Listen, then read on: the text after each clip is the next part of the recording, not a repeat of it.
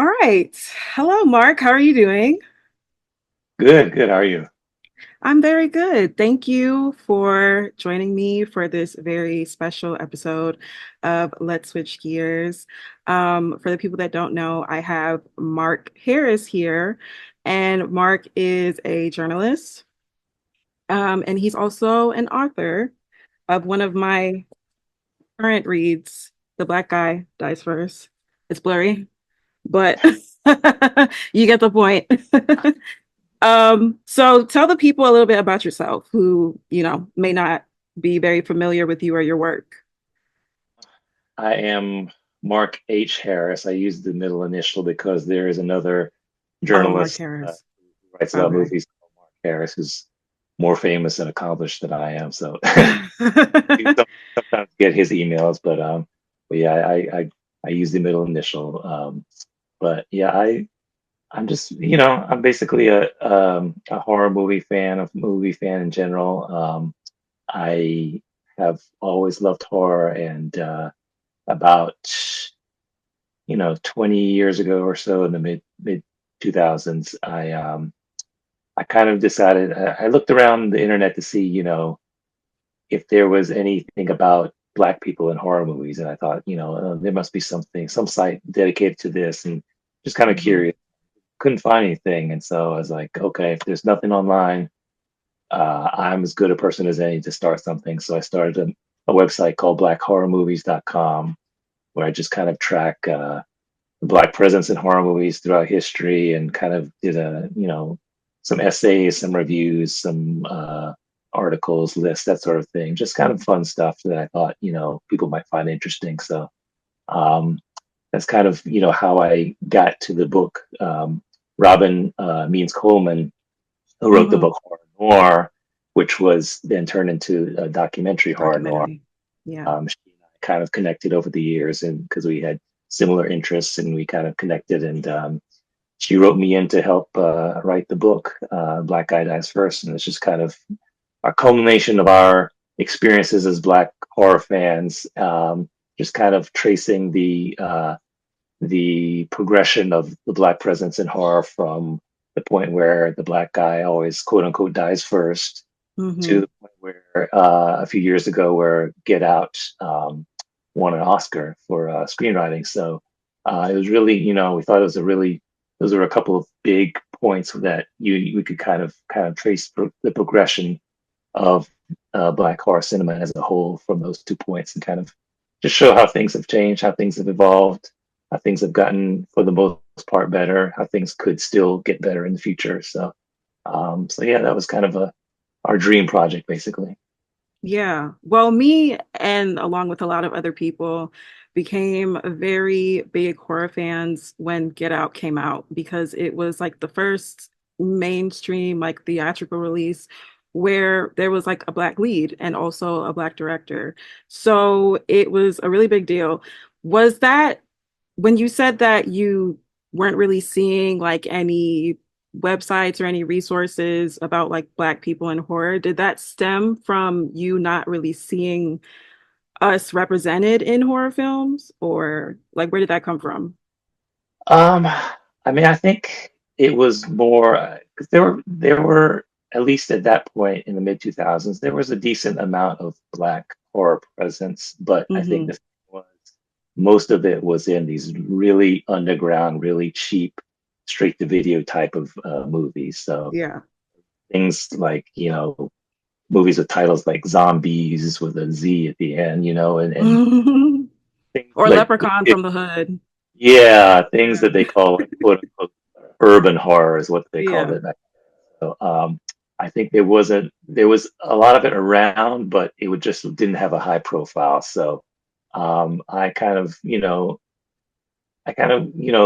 there was some stuff like I guess it kind of went in peaks and valleys. So like in the 70s, we had black exploitation era where black Hmm. film was doing its thing, and they had some horror movies there like Blackula and Dr. Black, Mr. Hyde, and things like that. And then it kind of went into a valley when Hollywood basically decided that black film had its run, and so in the '80s it kind of declined. And then in the '90s we had another black film revival in general, and so there were some horror movies involved with that, like Demon Knight from the Hood and that sort of thing. So it kind of has gone in peaks and valleys, and I think when I started the website, it was kind of in a bit of a valley in terms of mainstream black stuff, black horror. So you're right in that sense that there wasn't a lot in the mainstream. It was just kind of really these small underground things. So I kind of endeavored to like dig into a lot of these admittedly bad movies that still deserve some exposure. I think. I mean, it deserves some exposure because they kept the black presence alive when the mainstream had kind of abandoned it. So even Yeah. though they weren't the greatest movies, I think they were valuable in terms of keeping our presence in there, keeping Hollywood aware that there was a black interest in horror as a whole. And so eventually Hollywood came around with, like Get Out and those sort of movies, and you kind of realized that, oh, there is a market here for black people in horror movies. Yeah. I mean, so your website, Black Horror Movies, have you actually watched every single movie that's on there? Because I've gone through it and it's a lot. Yeah, it's a lot. No, I haven't watched all of them, but I've watched a good amount of them. Yeah. Some of them I start watching and then I realize that I've already watched it. So it's like enough that I kind of forget about some of them. But yeah, I review quite a few of them. Some of them I haven't gotten around to reviewing, but I have still watched a lot of them. I try to keep up on the new releases, at least the major releases every year. Um, Hmm. I kind of try to keep up, and I do a last couple of years I've done kind of a top 20 black horror movies of the year countdown at the end of the year. Hmm. Um, in years past, like would have been kind of unthinkable because back in the '80s, '90s, even early 2000s, there weren't even 20 black horror movies to even make a Make list. a list. Yeah. Yeah, and now these days I can easily count 20 of the best, and then still have a bunch left over. So Hmm. but yeah, I mean, we're in a great time, and I think yeah, I definitely keep myself busy trying to keep up with them all. Yeah, we're definitely in a horror renaissance, but specifically a black horror renaissance. Um, what horror film or project do you think was like the turning point for you where you were like, oh, okay, this is something that I really enjoy? I would say probably the original Night of the Living Dead. Um, Mm, I remember watching that probably in the mid '80s when I was around 12 or so. And I remember renting the a VHS copy from the library or just borrowing it from the library. So back then you could borrow an actual yeah. VHS.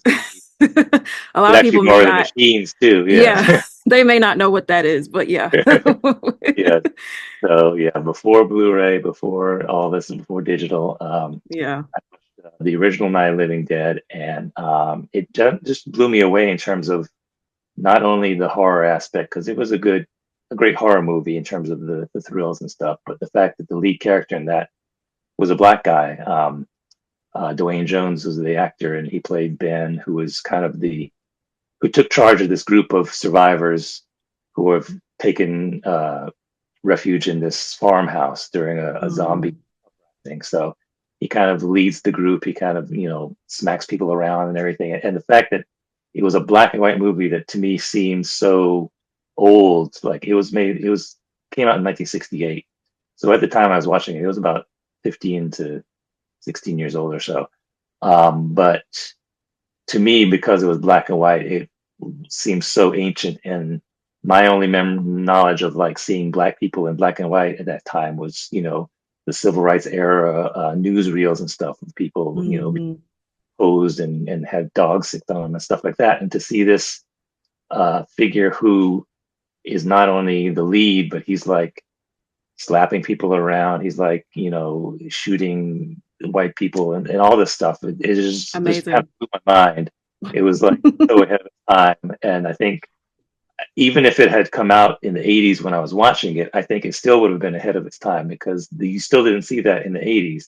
Yeah. So it really ignited my passion not only in horror, but in the black presence within horror and the fact that you could have this black person who is the lead, the hero, the person you're rooting for. And so yeah, that was something that I think really set the bar really high. That it took a long time to to get back up to that level, but I think we're there now. Yeah. I know during the 80s specifically, there was like a huge influx of like slasher films. Hmm. I personally am not a huge fan of slashers just because it just I guess I'm not the biggest fan of gore, I guess. But is that are like what are some of your favorite horror subgenres, I guess I could say. Um, I mean, I've always liked zombie movies, although Mm, past few years it's been so overdone that I'm kind of sick of them now. yeah, But I have a lot. yeah. That's how I feel about demonic possession Mhm. movies. I'm just kind of over it. It's like how many ways can a demon really possess somebody, you know? It's tired. Yeah, yeah. I think they need to let the zombies lie for a little while because Yeah. about 10 or 15 years ago when like the Dawn of the Dead remake came out, I think it was really new and fresh because it's like, oh, we haven't seen a big, huge budget zombie movie before. Mhm. It's just done to death. But I do like, zombie movies. I've always liked I like ghost movies, haunted house movies. Those are always good for a good scare. I kind of tend to like, it's not everyone's cup of tea, but kind of the more grounded, like not necessarily a slasher, but kind of a home invasion type of thing that's more realistic Mm. slasher, like something like The Strangers. That's kind Yes. of like that always gets me because it's more realistic and you It's really think very it realistic. could happen Yeah. to you, that kind of thing. So that I always kind of am drawn to those. Mhm. Also kind of drawn the campy side of me always likes killer kid movies, little evil children kind of movies Mm. about it, but it just is something that always I always find them funny, and so that kind of Yeah. I'm kind of drawn to those too. I think, I mean, I've definitely had a love-hate relationship with horror movies. I Mhm. was always super, super scared as a kid. I mean, I still am now as an adult. And the smallest things would terrify me. But then when the pandemic started, as you know, we were all stuck inside with not much to do. Mhm. And I was like, you know what? Let me just dip my toes into the horror pond and see where it takes me. And so I started with Ari Aster's Hereditary, which is probably Mhm. not the best intro film, Yeah, you but jump full on in that yeah, one. definitely did. But I loved it. And then that's when I realized that I really had an appreciation for psychological horrors. I love a jump scare, but I think more than anything, I love a film that tells a story. Mhm. And I know that horror movies and comedy go together very well, but I mean, I don't know. I could really do without the extra jokes, you know. I'm really just there for like a good story, good acting, Yeah, good cinematography, stuff like that. So, yeah, that's just yeah. me. Think most good horror movies at its core have a good story, a good heart, and some characters you Mhm. want or a lot of them have a good message too, like something that you can see read beneath the lines and see if they're saying something about society as a whole. So I think Mhm. uh, a lot of horror is deeper than people want to give it credit for. I think. It is. And there's a lot of people that again to go back to Jordan Peele, a lot of people were upset about Get Out. It caused a lot of controversy. It had a lot of mixed reviews. Overall, I mean, I still think it's a great film, but of course, you know, a lot of people felt like it was coming from like a racial bias standpoint. Mm. Um, how do you, I mean, technically, horror has always been political when you really think about it, but like, how do you feel about those people that are like, no, this is too woke, that's everybody's favorite word now, woke, or, Mhm. oh, or no, like leave the politics alone. Like, how do you feel about people that say stuff like that about horror films specifically? I think those people generally don't understand horror. I mean, I think people they're not horror fans. Basically, I think they Hmm. think all horror movies are slashers and just kind of mindless gore, that sort of thing. I think they're not aware of, like you said, horror movies have always been kind of political and have messaging behind them from the days of like, if you go back to like the Godzilla movies were kind of about, the nuclear proliferation. You could Hmm. things like um, Rosemary's Baby was about kind of the role of women in the workplace and the, women's lib and that sort of thing. You can look at Hmm. like The Stuff is one from the early 80s that's kind of about consumerism and how people will buy something without even realizing what it is. It's Yeah. about stuff that will come to kill them, even though they have to have it and that sort of thing. Um, Hmm. so there's always like a lot of messaging behind the horror, and so I think anyone who's kind of alarmed about any sort of social messaging, I think they're just not really aware of where horror has come from as history, and Yeah. want to complain about something.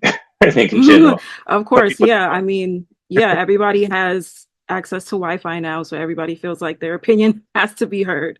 But, I get it. We all have opinions, so it is what it is. Um, for the people that don't know, I want to talk more about the Black Guy Dies first. Can you briefly explain the origin story of the Black Guy Dies first trope? well, I think it's all about marginalization. I think black characters in horror and in movies in general have always been kind of marginalized in Hollywood. And I think back in the early days of horror, um, those that marginalization took the form of them being, playing roles like maids and butlers and that sort of thing, just kind of these comedic sidekicks, that kind of thing, in like the 1930s and 40s. And I think that was the kind of the way of Hollywood including but marginalizing black people. I think then during maybe the 50s and 60s, those types of roles, like the Mantan Moreland type of roles of kind of sidekicks and kind of buffoons, kind of fell out of favor. And I think the work from people like the NAACP kind of pressured Hollywood to say, "Oh, okay, we don't want those types of roles anymore." And Hmm. what Hollywood did was like, okay, we won't have those roles, but then Hollywood didn't have anything else for black people to play for a long time. So in the 40s and 50s and 60s, I think you won't see hardly any black roles in horror movies. And then by the tail end of the 60s and the 70s, black exploitation movement started to pick up, and they kind of filled the gap for Hollywood because movies at that time were kind of in a downturn because of the advent of television, and people were watching TV at home and not going to the theaters as much. So black exploitation came up, and it was like, oh, Hollywood was like, oh, we can get people into the movies to watch, black exploitation movies, and the black audience really, is supporting these movies and that sort of thing. And so they saw a value within black audience, and so throughout the 70s, they had the black exploitation movie movement, which kind of died off by the end of the 70s. And by that time, Hollywood had kind of discovered the summer blockbuster like movies like Jaws and Star Wars. And they're like, oh, Hmm. we can get the black audience to come to these movies as well as the white audience. So we don't need these black movies. And so they kind of pushed black movies to the sidelines. And what had happened was basically kind of that was by the end of the 70s. And so in the 80s, when slasher movies came around, Hollywood had kind of realized that there was some power to having a black audience and black representation, but they didn't want to have quote unquote black movies because that had its time. The black Yeah. exploitation was done. So when you had slasher movies, you had, oh, okay, let's throw some black people in there, but we can't have them as the hero because that would run against everything that we we represent here in Hollywood. So they don't want to have a black hero. They don't want, because I think in their minds that would make it a quote unquote black movie if they had a black lead. So Hmm. they, I think the black guy dying first thing came in around that time where they wanted to throw black representation to these movies, but they didn't want them to have them as the hero. So in a horror movie, if you're not the hero, if you're not the lead, chances are you're going to die. And so I think that had kind of a large part to do with why the black characters in these movies often died. They weren't always first, of course. That kind of the first thing, kind of, I don't know where that came from that they would die first, um, but they would often tend to die throughout the 80s into the 90s. That was kind of a thing where if a black guy or a black girl appeared in a horror movie, They you could won't be count on there them for dying. long. You were Yeah. just praying for them to die maybe late in the movie, like the second half, that sort of thing, Yeah. but are good that they would die eventually. So I think that's kind of a long way around of saying that's how kind of the whole trope became part of the Hollywood or the horror uh, vernacular there. So Yeah. It's interesting. I was watching Scream, like the whole Scream franchise the other day, and I was watching the second one where for some people that may not know, that was the one with Jada Pinkett Smith. She was like in the opening scene and she died. Her and mm, Omar Epps, I believe. yeah. And it's funny that you bring that up because she's actually on the poster of Hmm. the Scream, like the Scream 2 poster. And it's interesting because I'm like, well, she's barely in there. But I guess, back then, I mean, it was Jada Pinkett Smith. So they wanted to get people out to the box office or they're like, put her on on the Yeah. poster. But do you feel like there was, there could have been maybe not much of a black audience of like people that wanted to be in horror films? Because I know that, like we were saying, horror can be very political. And black folks and white folks, it's a stark difference.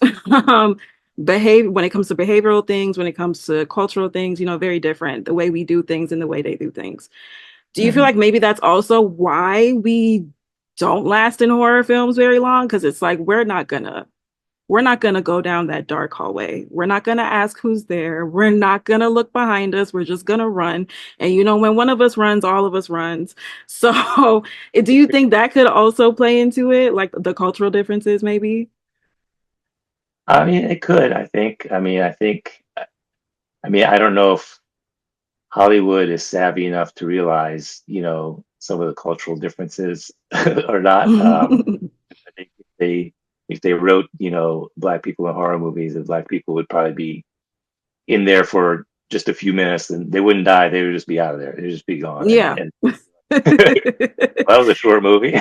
Yeah, all right. um, but I mean, I mean, I do think though that there is some within the black community. I think there is some hesitation about horror in general or about black people in horror because I think there is some sensitivity to imagery of black people being killed. I think there is some, throughout history. I mean, that's been kind of the imagery, and even today, like Hmm. police brutality videos and stuff like that. So I mean, I definitely have come across some black people who said they just don't like to watch the images of black people being killed and that sort of thing. And I completely understand that. I mean, it's Yeah. definitely an individual choice. So I think there is some sensitivity in that sense. I personally have, I've always, like I said, I've always liked horror movies. So it even even though I like horror movies, I do sometimes do recoil when I do see an image of a black person being killed on screen. It does kind of flash in my mind. PTSD, yeah. Yeah, yeah. Some Yeah. people can separate fact and fiction more than others, and so it it doesn't stop me from watching horror movies, but Yeah. definitely some people might not like it. Yeah, it's definitely like I see both sides. It's like, why would I want to see people that look like me getting murdered? But at the same time, like you said, a lot of people just don't really love horror. I've come to love it. So it's like I can I can manage. I can manage, watching us, Yeah. die. Um, are you like a fan of the whole reboot slash remake thing that Hollywood is going through right now? Um, I mean, I don't Yeah, love it, but I mean, yeah, it's hard to say because I mean, I've seen some remakes that are really bad and some that are really good, and so yeah. you kind of got to take them individually. I wish there was more imagination in terms of storytelling, and they didn't Hmm. just default go to reboots and remakes and that sort of thing. But it's hard to say like just stop doing it because there have been some really good remakes and reboots. So yeah, I mean I don't know. It's kind of like it's kind of like a lot of people hate like found footage horror movies just in Hmm. general.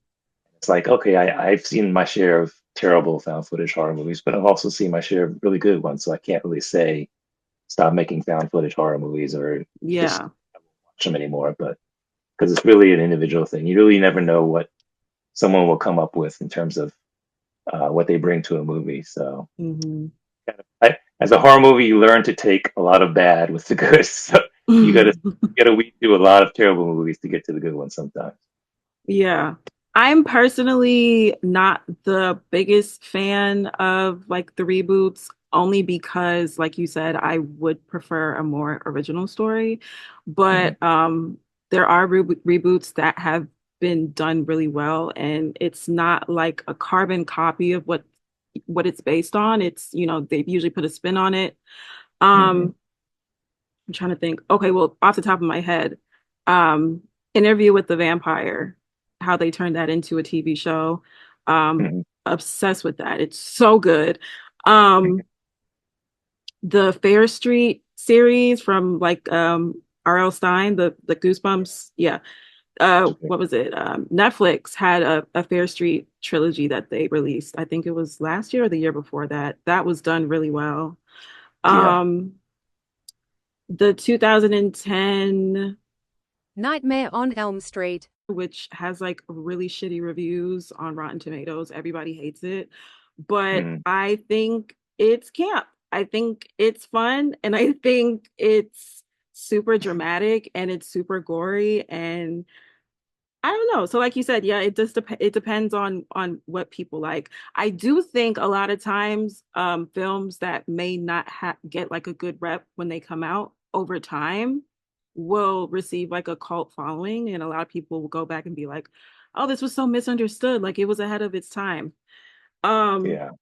yeah, unfortunately only time can tell in those moments. You really got to wait it out. But with vampires though, I am kind of tired of the whole vampire thing. I am tired of the zombie thing as well. But I always Mhm. wondered, in vampire movies, vampires have been around for, allegedly, for centuries. And it's like, okay, so why didn't you guys try to stop slavery? Or why didn't you? It's like, if you could be around for so long and see, or why didn't you try to stop the Holocaust? It's like, if you could be around to see so many historical events and then just like watch it happen, it's like, really, what were you doing with your time? You know? Yeah. Makes sense.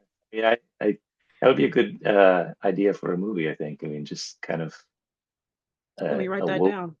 vampire. A woke vampire. Yeah. Yeah, very Uh, true.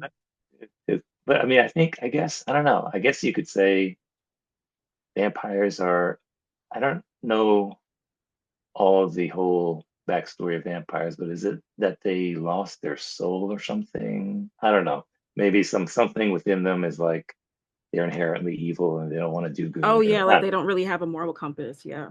yeah, maybe. I don't know. Yeah. I want to go back to your least favorite horror tropes. So I know you said you weren't really a fan of the zombies anymore, but what horror tropes do you feel like really need to die out? The obvious one is the black guy dying first. I mean, Of course. yeah, it's something that is has definitely gotten better over the years. And you just I think we're getting to a good point where it's like there's a happy medium. Like you don't want the black guy to die first or the black guy to always die, but you also don't want them to always live because that's kind of an overcorrection, I think. So I think Hmm. we're now where if you watch a movie, you watch a horror movie, you're generally not sure if the black person is going to die or not. So I think that's a good place to where we're at right now. I know I'm personally over like the haunted inanimate objects, like dolls and stuff like that. I don't really care for Mhm. that. Yeah, stuff goes in waves. Like, we've gone through a zombie wave. We've kind of gone through a ghost haunted house type of wave. Hmm. Early 2000s, we went through like this torture porn wave. Um, Hmm. it's not something I never was a big fan. I don't like torture movies. That's one thing I could do without is like it doesn't really I don't like horror that seems to be it doesn't strive for scares, it strives for repulsion. That's like, oh, let's just throw as much gross and repulsive stuff as we can and call it horror. Like the That, Terrifier movies. yeah, yeah. Yeah. Those are, I, yeah, I can, I'm undecided about those. I mean, I think they're done well for what they are, but yeah, it's definitely a specific taste. Hmm. But yeah, there's some movies that are just like, yeah, just torture and abuse and that sort of thing. It's just without any real story or Hmm. Yeah. anything like that. So that I hate.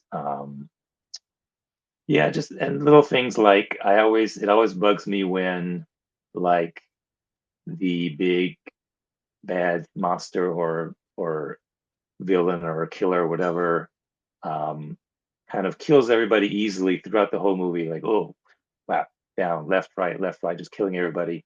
And then they get to the final hero, and instead of like just killing them, they kind of like pick them up and like toss them across the room or something. And does it's like if you can toss the guy across the room, why don't you just kill him? It's like Yeah. I don't know. I don't like I don't like stuff that's like it strikes me as lazy writing, I guess, in terms Hmm. of you could write a reason in there for why the monster or killer can't kill this person right away or something written in there, not just like, oh, it's convenient because we don't want this person to die, we just won't have them die, that kind of thing. So Yeah. um, Are there any films where you were rooting for the villain? there are certain movies like the Candyman movies, they Hmm. paint and as kind of a sympathetic backstory. He's been wronged throughout his life and Yeah. has this curse that he has to haunt these people or whatever, but he was wrongfully killed and he has a sympathetic backstory. And I think they painted his portrait well. Like he does bad things, but he's also been wrong. So it's kind of you're really torn about whether to root for him or not, but he definitely Hmm. sympathizes sense. Yeah, I think there's been several kind of characters like that that have kind of a Carrie is track. also one of those characters. Yeah, Carrie, yeah. definitely. A lot of Well, the I wouldn't really call her a villain though. I mean, I guess for the sake of the film, she is the villain, but she was more of a victim, you know? Yeah, yeah. A lot of the horror movies are like about people who have been wronged who come back for revenge, and Hmm. you, you kind of. I think it's partially why in horror the villain is a lot of times the main draw of the movie because it's like they're a lot of times they're the most fleshed out character. They have this backstory, and you kind of know where driving them and that sort of thing. And so, I think the audiences tend to be drawn to the villain a lot of times in these movies. Yeah. When do you feel like enough is enough when it comes to horror movies? Like, is a sixth, seventh, eighth, ninth, tenth sequel really necessary? Or does it like depend on the backstory, I guess, of the character or the lore of the character? Yeah, I mean, if you get to like 4 or 5 and if they're consistently good, then it's like, oh, why not? but if they're still making good Good. movies, Yeah. I think a lot of I mean, I liked a lot of the Purge movies. I think they were all pretty solid throughout. They had four or Mm. five.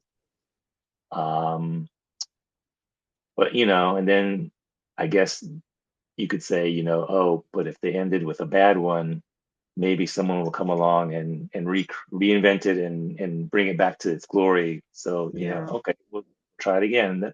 I think that's what's happened to a lot of the Saw movies is like they're not a lot of the latest ones haven't been great, but they keep thinking, oh, this one's gonna bring it back into its Yeah. glory. So so they keep trying. I don't know. Hmm. That's actually not bad, No, I definitely but do think some franchises have surpassed their time. But like you yeah, said, there's always, I mean, it's a money making business. So there's always going to be someone that's like, no, but we can do one more. And yeah. yeah. And I think the thing with horror too is in general, the movies are so cheap that it's not much of a risk for the studios to say, okay, Mm, you can make them for like, you know, $5 or $10 million and they don't have to make $100 million to be profitable. So a yeah. lot of these are worth giving them a shot. So yeah. Back to the rooting for the villain. Um, I was recently watching this, it's a new movie called Trap, actually. I don't know if you've seen it yet. Yeah, I did. Have you seen it? Okay, okay, because I don't want to spoil it, but it got to the point where I think about halfway through the movie, I started to root for the villain because I'm like, everyone is so stupid.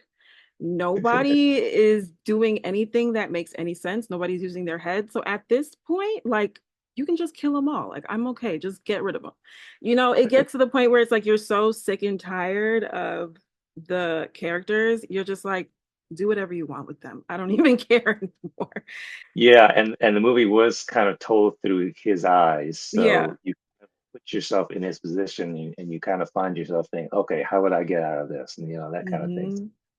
Hmm. So Yeah. yeah, it was interesting in terms of, you know, seeing the whole movie through the villain's eyes rather than having him being some kind of killer in the shadows that, you know, will jump out at you. You know, it's kind of the opposite where you're in the killer's footsteps and you're waiting for a cop to come and arrest you or something like Hmm. that.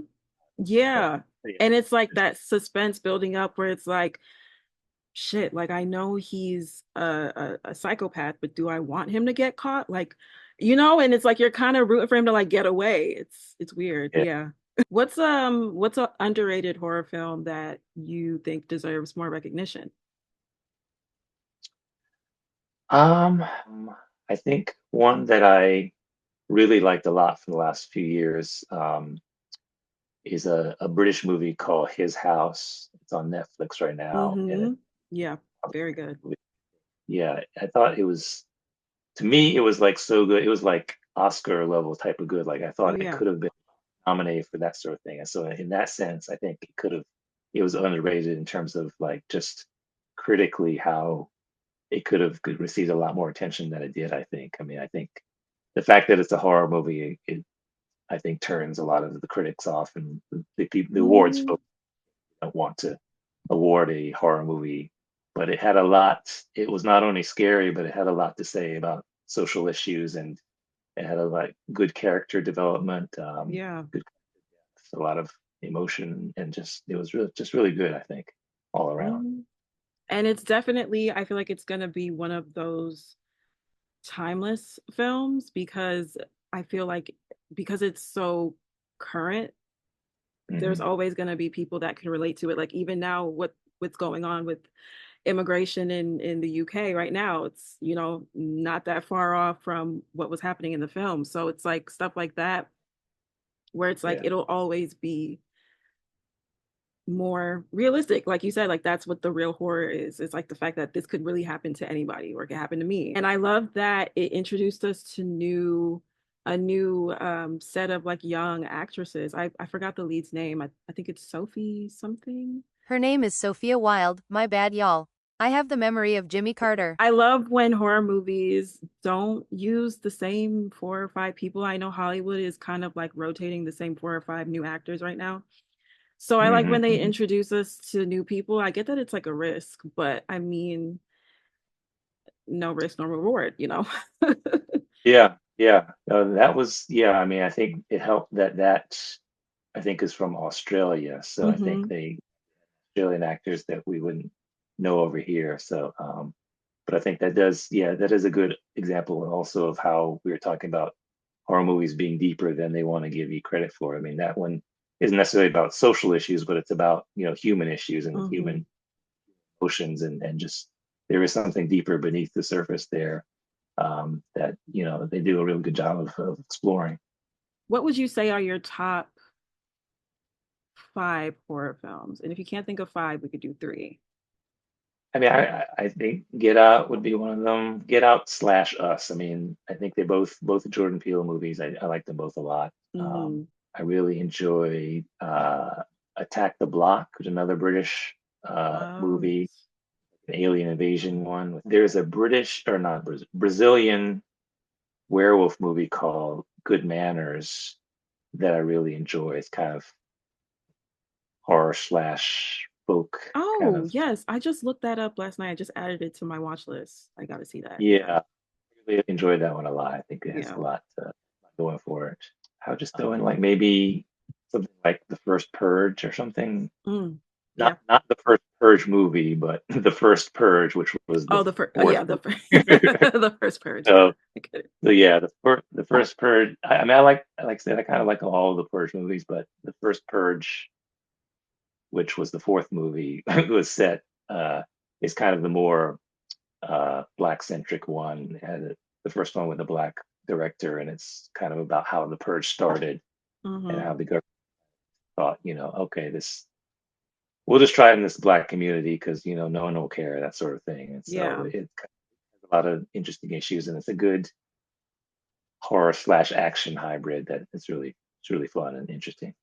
I am super indecisive, so I can't even think of a top five, much less a top three. But a movie that I did want to mention, I actually should have mentioned it earlier instead of Talk to Me. It's called Ready or Not. Oh Um, yeah. yeah, and it's with I think her name is Samara Weaving, and Hmm. she was also um I guess this is a spoiler if you haven't seen it yet. I don't know. Everybody should have seen it at this point, but she was in Scream 6. She was the first kill. Or the first girl, I guess you could say. Um but I love that movie, and what really made me love it was her and her scream.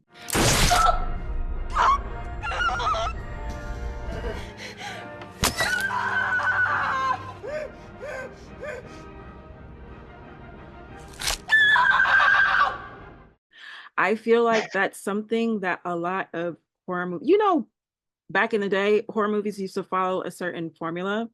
So Hmm. it's like the horror do's and don'ts, like don't say you'll be right back, Hmm. or like stuff like that. And Yeah. I just loved I love Scream Queens. I think we don't really have many Scream Queens, but I think Samara, and maybe even like Jenna Ortega could be like some of the new, era of Scream Queens. I love a good scream. I think people underestimate a good what like where a good scream really comes from. Like for it to really like a gut-wrenching scream evokes a Yeah. certain kind of emotion from you. So I think a good scream is very underrated. And I wish more horror films would really prioritize that because I love a good scream. No, I understand. Yeah, I mean, Yeah. I think people sell, like I said, they sell horror short, and I think they think anybody can just be in a horror movie and act in a horror movie and just act scared. But Hmm. it's like a skill to it. I mean, screaming and just acting so that we feel your fear, and so if we feel your fear, then our fear will increase too. So yeah, it's definitely a skill. Yeah. Okay, so now that we are winding down towards the end of the episode, usually at the end of the episode, I do a segment called What Grinds Your Gears? And it's when I ask guests, what is grinding your gears at the moment? It could be anything. I guess the question is these days would be what isn't grinding my. I mean, we're in an election year, so I mean it's hard to avoid like all the election stuff. So I mean, I think on a daily basis, there's something new that is like just comes up that's just like, Yeah, okay. it's nonstop. That's exact. It's funny that you bring that up. That was what in the last episode I said that's what grinds my gears. Election season. It's the worst time of the year. I hate it. I dread it every 4 years because it's just Mm-hmm. nonstop ad and it's ad after ad after ad. It's everywhere. It's on your TV, it's on your phone, it's on the Hmm. radio. Like you can't escape it and you just can't wait until November 4th. So Yeah. this we can all just move on. But no, I definitely understand that. Yeah. Okay, so there's a group on Reddit called Grind My Gears where I usually go through to see what people are saying. Someone Hmm. wrote something that grinds my gears, people who refuse jobs when they are in need. Basically saying that people who need money but maybe feel like they're too good to work at certain places. I don't know if that's Hmm. something you've ever done. I don't want to age you, but I feel like it's definitely a generational thing. Like this generation, um, we it's just certain things we feel like we're too above. I don't know. Have you ever had that like growing up, like you were working somewhere and you were like, "Ugh, this I'm better than this. I shouldn't be here." My, I've definitely quit a couple of jobs. Like I had one summer job, I remember when I was in college, that was like a, I guess it was a telemarketing type of thing. Mm, Um, and I was like, I stuck with it for a couple weeks, reading the scripts and stuff like that. And then at some point, they gave us this new script, and it was like, I guess you know those cards you fill out in like a mall to like win a car or something. It's like, oh, win hmm. this car. Yeah. I guess they were. We got some of those, and then we got like, so we were calling those people, but then we were also they gave us information from random other people who hadn't filled out those cards, and we were supposed to convince them that they had already filled out cards, and it was just like lying to these people off the bat, and it was just like, this is just too much. Yeah, I can't deal with this. So I definitely quit that one right like at that spot. And it's just like I'm not coming in. Yeah, no, I definitely get that. That's basically like what they do now, like with the spam calls. It's like they Hmm. steal your information and then they just blow your phone up all day, every day. And you can't block it because they'll just call from another number. So it's Oh like yeah. it's inescapable. Sounds Well, good. Mark, thank you again for coming onto the show. I really appreciate it. And for the people who love a good physical book, we'll edit this in some way somehow. The Black Guy Dies First, with Mark H. Harris and Robin Armeens Coleman. I got mine on Amazon. It was $12. Love that. I hate spending anything more than $20 on a book. That's another thing that grinds my gears. Um, but yeah, I just love the feeling of books. I know a lot of people do audiobooks now, but I don't know. I feel like I spend so much time on my phone. I just need to open up a book. Okay. So get the book if Yep. you Feel can. it in your hand. Yeah, it's just the feel and the smell and yeah. So yes, definitely get the book if you can. Support Mark and Robin. You can also, I mean, it's spooky month, so you can also dive into his website, blackhorrormovies.com, and find some good horror recs in there. I found a couple. Yeah. Do you have any parting words, Mark? Oh, just thanks for having me. I appreciate it. It was a fun time. Thanks a lot. Yeah. All right.